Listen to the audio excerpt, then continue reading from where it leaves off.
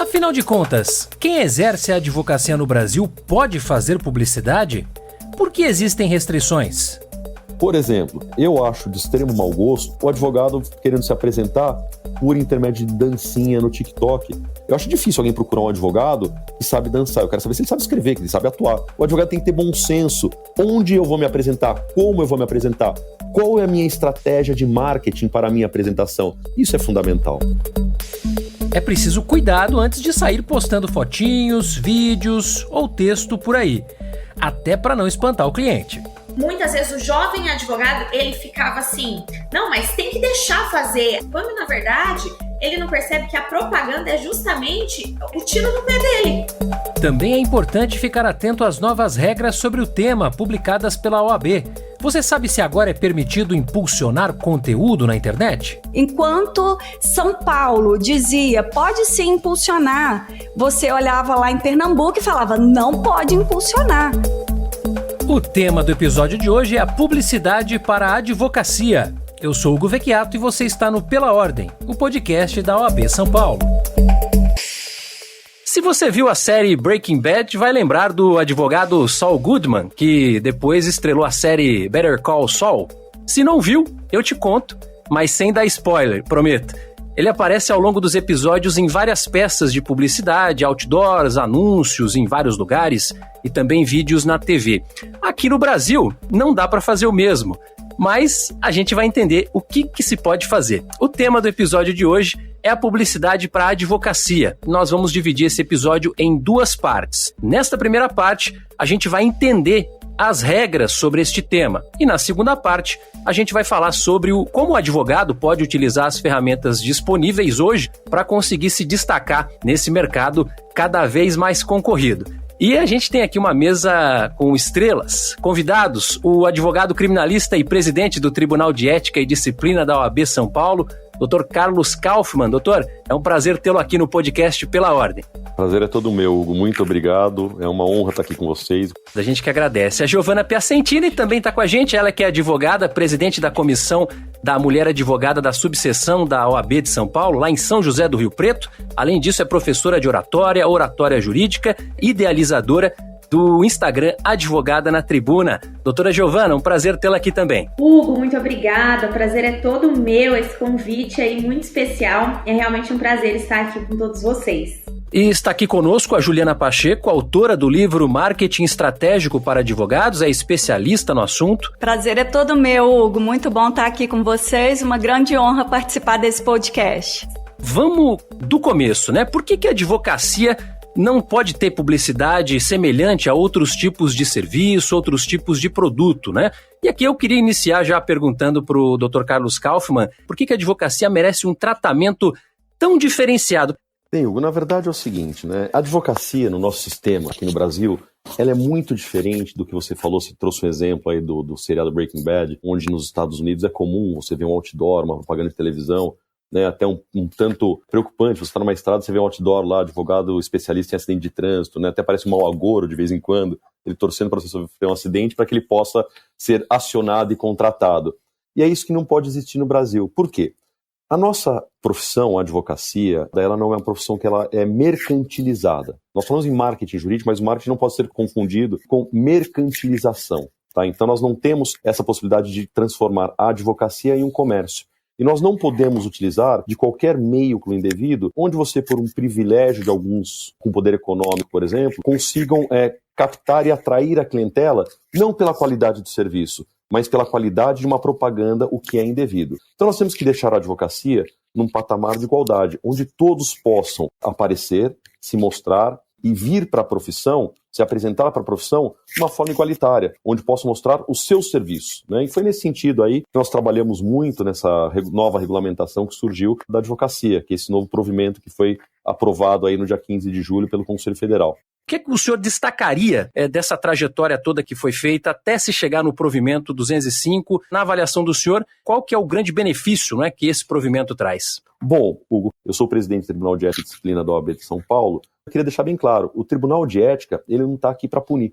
Ele está especialmente em tema de publicidade, ele está para orientar. E o que acontece? Nós tínhamos aqui um provimento, que era o provimento 94 de 2000, que ele, na verdade, regulamentava a advocacia.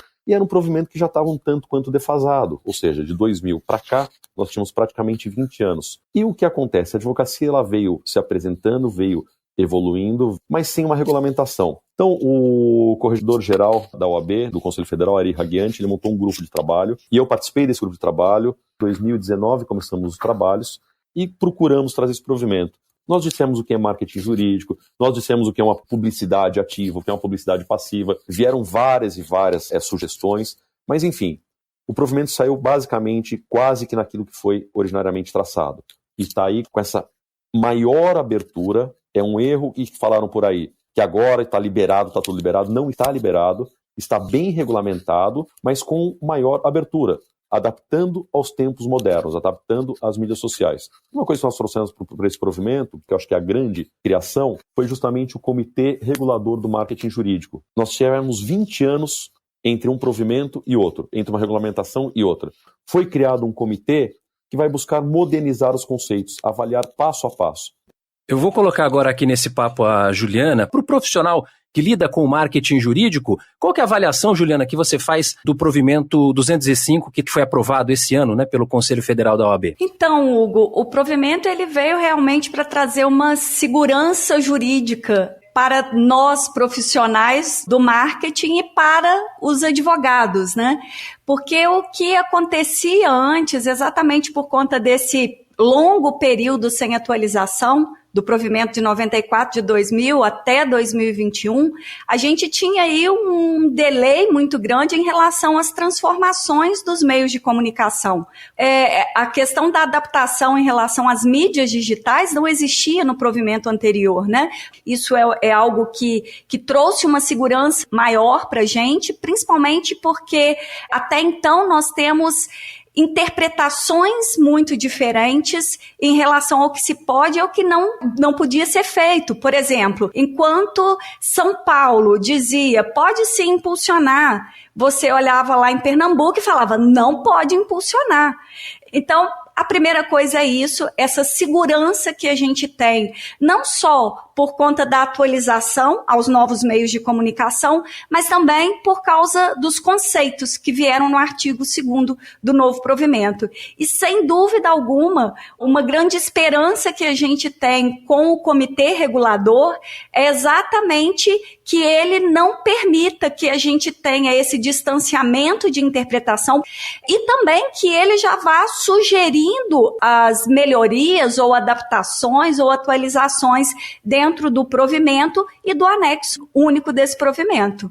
E a doutora Giovana, que além, né, de ser advogada, também utiliza bastante rede social, se comunica, enfim, professora de oratória. Como é que a senhora enxerga o provimento? Quais as considerações que a senhora tem a respeito, de maneira geral, a avaliação que a senhora faz do provimento 205? Hugo, eu acho que realmente, assim, veio para nos deixar com o coração bastante aquecidos, como a doutora Juliana já trouxe aí para a gente, e realmente trouxe uma segurança jurídica muito maior, embora no estado de São Paulo nós já estivéssemos um pouco mais tranquilos com a questão da possibilidade da produção do conteúdo informativo, que nós pudéssemos de alguma forma impulsionar. Então, qual que era a grande dificuldade? Além dessa dificuldade dos outros estados, né? Que um falava podia, o outro falava não podia. Muitas vezes as subseções dentro do próprio estado pegavam no pé dos advogados e falavam assim, não pode não. Mas a seccional estava dizendo, pode sim. Então, quando vem o provimento e deixa todo mundo na mesma página, a gente tem uma possibilidade real de trazer essa igualdade onde todo mundo pode partir do mesmo lugar. E eu percebo que muitas vezes o jovem advogado, ele ficava assim, não, mas tem que deixar fazer essa propaganda, né? Tem a questão da diferença da propaganda para a publicidade. Mas ele falava, tem que deixar fazer a propaganda. Quando, na verdade, ele não percebe que a propaganda é justamente o tiro no pé dele. Porque os advogados que estão no mercado há muito mais tempo e que têm os grandes escritórios de advocacia são justamente as pessoas que podem fazer os grandes outdoors e colocar, enquanto o jovem advogado não pode fazer isso, né? Então, isso é o mais importante do provimento. Acho que colocar todo mundo na mesma página. Mas eu tenho, e devo dizer para vocês que tenho, o meu artigo queridinho, que é o artigo 7º, salvo engano, que diz o seguinte: considerando que é indispensável a preservação do prestígio da advocacia, as normas estabelecidas nesse provimento também se aplicam à divulgação de conteúdos que, apesar de não se relacionarem com o exercício da advocacia, possam atingir a reputação da classe a qual o profissional pertence. Então eu digo que, como uma pessoa que fala de oratória, Hugo, né, nós que estamos nessa área de comunicação, sabemos que nós estamos comunicando algo o tempo todo. Diga aí para mim, doutora Juliana, na parte do marketing, nós somos a nossa marca pessoal, né? Então, falando de advocacia ou não, nós somos advogados o tempo todo. Então, doutor Carlos Kaufmann, vou admitir que esse artigo aí ganhou meu coração do provimento, viu? Essa necessidade de nós estarmos comunicando a sobriedade e a seriedade da advocacia o tempo todo. Giovana, se me permite, o seu queridinho, eu acredito que vai ser um dos mais mencionados pelo Dr. Carlos Kaufmann em breve, porque eu acredito que a gente vai ter muita discussão em relação a isso. A gente já falava sobre esse cuidado, não somente com o profissional, mas com o pessoal também. Inclusive o estatuto, ele é claro ao falar de jogos, de embriaguez, enfim, né? Ele vai além. Mas a gente... no ponto polêmico, percebi. Pois é, mas agora com as redes sociais e com essa super exposição, né, eu acho que a gente vai ter aí um trabalho árduo em delimitar aí, ou em investigar e concluir o que exatamente que vai de encontro a esses preceitos, né, de ética e da imagem profissional do advogado, e o que não, o que é realmente pessoal e você faz o que você quiser. Acredito que nós vamos ter aí bastante discussões sobre isso. Ai, meu Deus. Não, mas é óbvio que a advocacia não está querendo regulamentar o dia a dia de todo mundo de uma maneira rígida. No dia a dia, se o advogado está na praia, está fazendo, não tem problema nenhum. Não é isso que nós vamos fiscalizar. O que nós vamos avaliar é o exagero. Infelizmente, nós vemos aí alguns advogados que, apesar de advogados, acabam postando algumas coisas ofensivas, por exemplo. Outro dia eu vi ofensivas a mulheres, ofensa com relação a gênero. Então isso não pode acontecer. Nós não podemos permitir que um advogado faça este tipo de coisa. Se ele quiser continuar fazendo esse tipo de coisa, eu peço que deixe a advocacia, porque isso não se coaduna com a boa advocacia. Então, é este cuidado que nós vamos ter nesse assunto. Lógico que isso vai gerar polêmica, vai gerar discussão, mas foi isso que nós cuidamos também para evitar que se utilize do perfil chamado pessoal e não profissional para ostentar no seguinte sentido: quero mostrar que eu sou bem-sucedido, para com isso mostrar que eu tenho um bom escritório e com isso captar clientela. Não é assim que funciona. A advocacia tem que entender a captação de clientela. A advocacia é investimento a longo prazo, para começar, né? Não é investimento imediato. Então, quanto mais você investe, e você investe com bom trabalho, com bons serviços, a clientela acaba vindo. E não vai ser a publicidade por si só que vai trazer clientes. Depende daquilo que você apresenta. E por isso que nós tratamos desse novo provimento no marketing jurídico. O marketing jurídico, ele não é só a publicidade. Ele é uma estratégia muito mais ampla, que vai desde a forma que a pessoa se apresenta, da forma que ele é orientado pela oratória, como a Giovana faz e explica como ele vai falar, como ele vai se apresentar, como ele vai se portar. Este é o marketing. O marketing ele é amplo, na minha opinião. Não é só o que aparece no Instagram, como é o site dele. Então essa estratégia, ela é uma estratégia para o dia a dia, para o advogado durante o exercício profissional e fora do exercício profissional. Doutor Carlos, eu queria agora abordar um pouco mais especificamente algumas questões do provimento. A gente já falou aqui a respeito do artigo 2º, né, que traz alguns conceitos de marketing jurídico, marketing de conteúdo, publicidade, e tem também os conceitos ali de publicidade ativa, publicidade passiva, né? Ativa, aquela que é capaz de atingir um número indeterminado de pessoas, mesmo sendo aquelas que não tenham buscado informações, né, sobre aquele serviço. E publicidade passiva, aquela que atinge um público certo, que tenha buscado informações sobre aquele tema, né? Como é que ficou a questão do impulsionamento de publicações? Então o provimento agora, ele permite o impulsionamento de publicações? Permite, Hugo. O impulsionamento, inclusive, ele já era permitido até pelo Tribunal de Ética aqui de São Paulo, já tinha votos nesse sentido, decisões nesse sentido, orientação nesse sentido. Então, na verdade, né, até para que as pessoas entendam melhor, como que funciona o Tribunal de Ética de São Paulo? Nós temos 27 turmas espalhadas por todo o estado. Essas turmas, todas elas, 26 das 27, são chamadas de turmas disciplinares, que servem para instaurar processo disciplinar, aplicar penalidade quando necessária, nós temos a primeira turma, que ela é deontológica, que ela serve para orientar a advocacia. Ela não cuida de situações concretas, de infrações penais, infrações disciplinares praticadas por advogados, mas ela responde a consultas para orientar a advocacia. E essa primeira turma já tinha autorizado impulsionamento, Google Ads e assim por diante. Isso foi uma discussão, foi uma polêmica muito grande, que foi dentro, inclusive, da aprovação do novo provimento, porque, e eu também não sabia disso, né?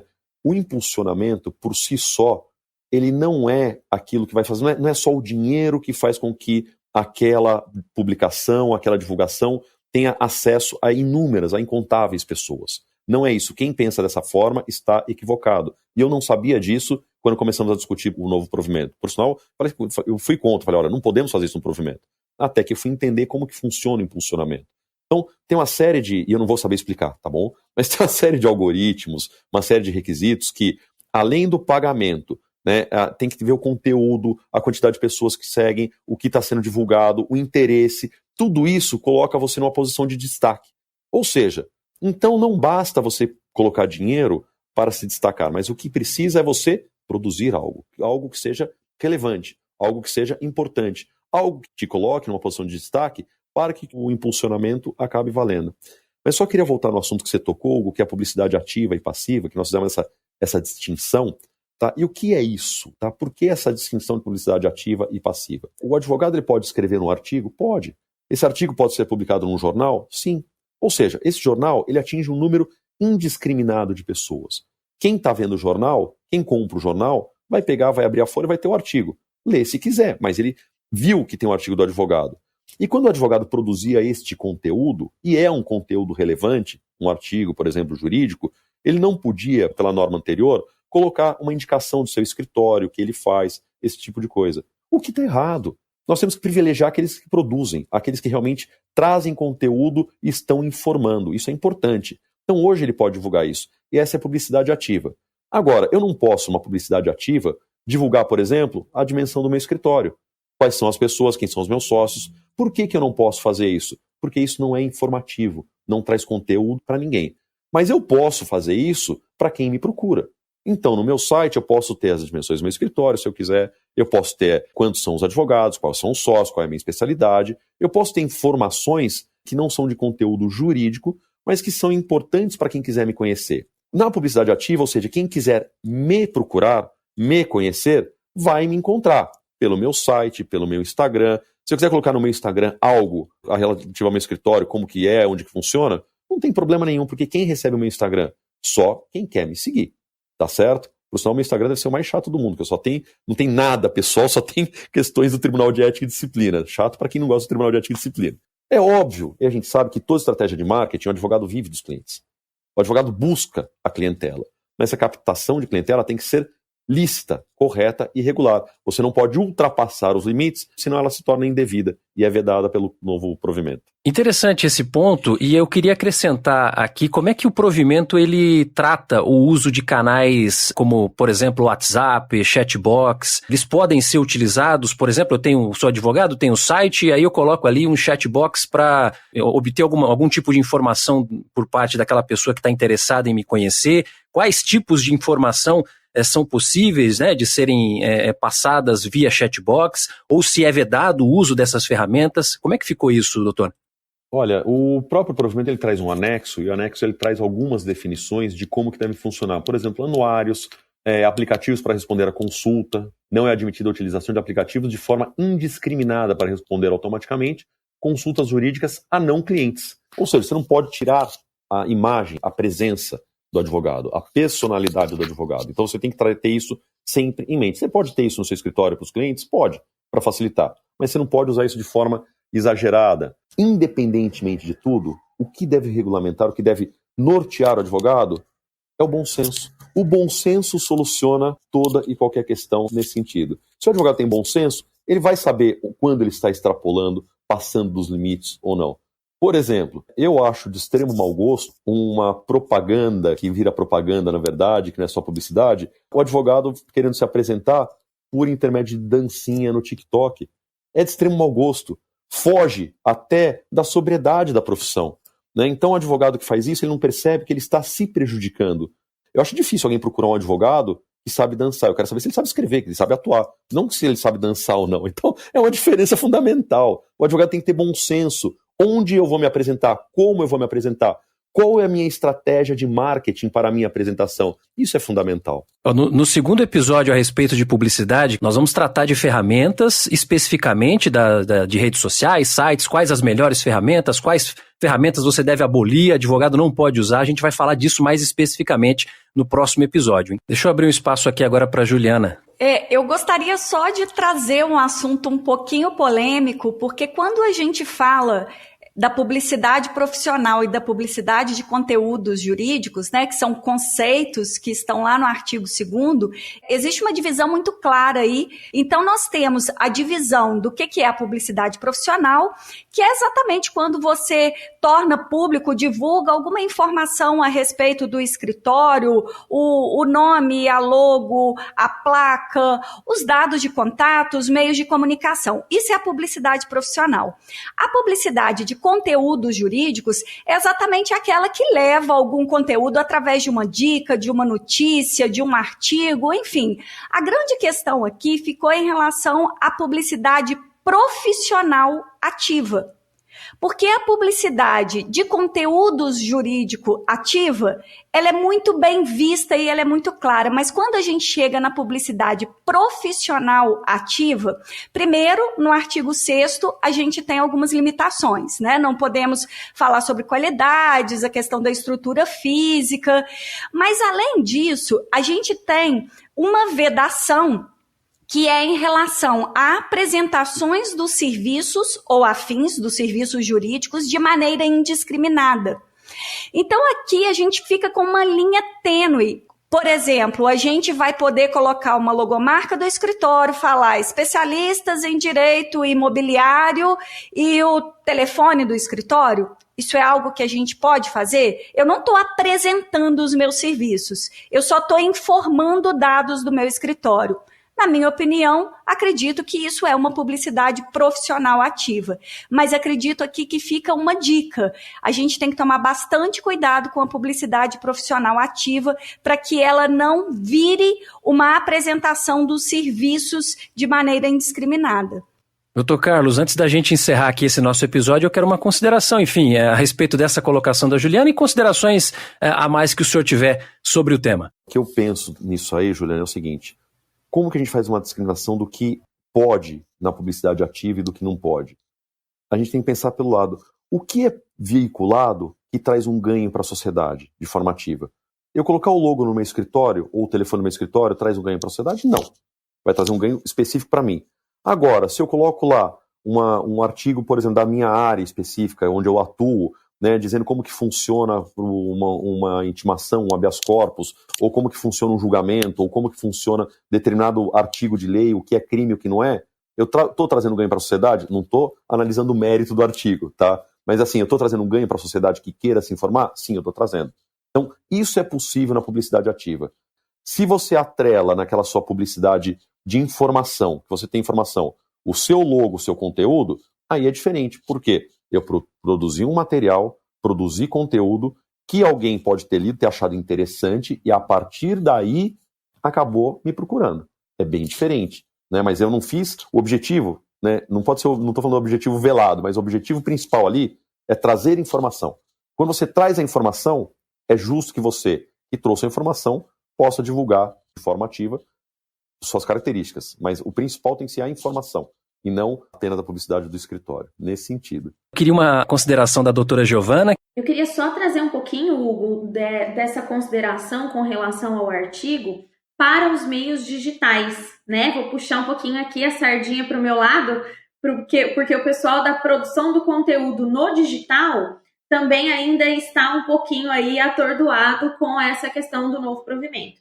Então, eu queria ouvir um pouquinho do Dr. Carlos e da doutora Juliana com relação a essa produção do conteúdo, como é que fica quando a gente está falando, então, da publicidade dentro do Instagram, dentro das mídias sociais. Porque a produção de conteúdo a gente já faz hoje, né? Mas aí, trazendo um pouquinho para o termo técnico do marketing, que a doutora Juliana vai me entender, a gente tem aquela restrição com a call to action do final, que é a chamada para ação de quando eu tenho a produção do conteúdo. Então, eu faço ali a produção do conteúdo. Então, vamos supor que eu esteja falando, de repente, produzindo um conteúdo sobre uma negativação indevida, né? Você sabia e trago ali uma consideração sobre os direitos de alguém que teve o seu nome negativado. Quando eu posso fazer uma chamada no final, uma chamada para um compartilhamento, uma chamada para um comentário, mas eu não posso fazer uma chamada para clique aqui para tirar a sua dúvida, porque nesse caso eu estaria promovendo litígio, o que é absolutamente proibido pelo provimento. Então, quando esse, vamos dizer assim, potencial cliente tinha uma dúvida, ele vinha para o meu direct. Doutor, eu vi que você fez uma publicação nesse sentido, eu tenho um problema parecido com esse, a senhora poderia me atender? Então, aí o advogado, dentro daquele bom senso, diria, olha, eu vou te passar o contato do escritório, você pode marcar uma consulta, qualquer coisa nesse sentido. Com esse novo provimento, algo muda?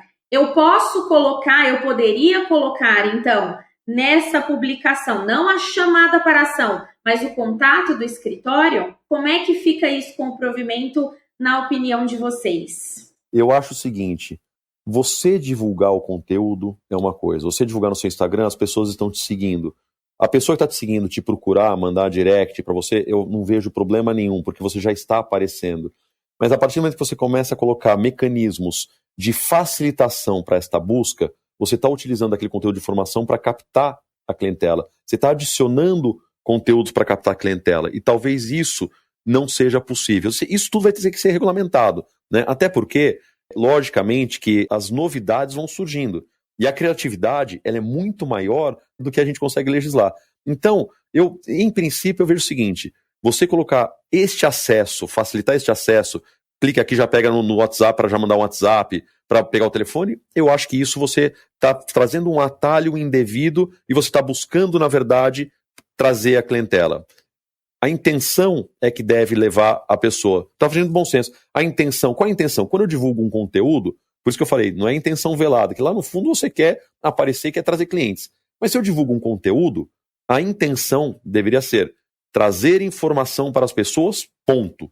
Se eu trouxe a informação, eu cumpri minha tarefa, a informação está prestada. Ah, mas alguém se interessou e quer te procurar. Bom, ele que se vire para procurar.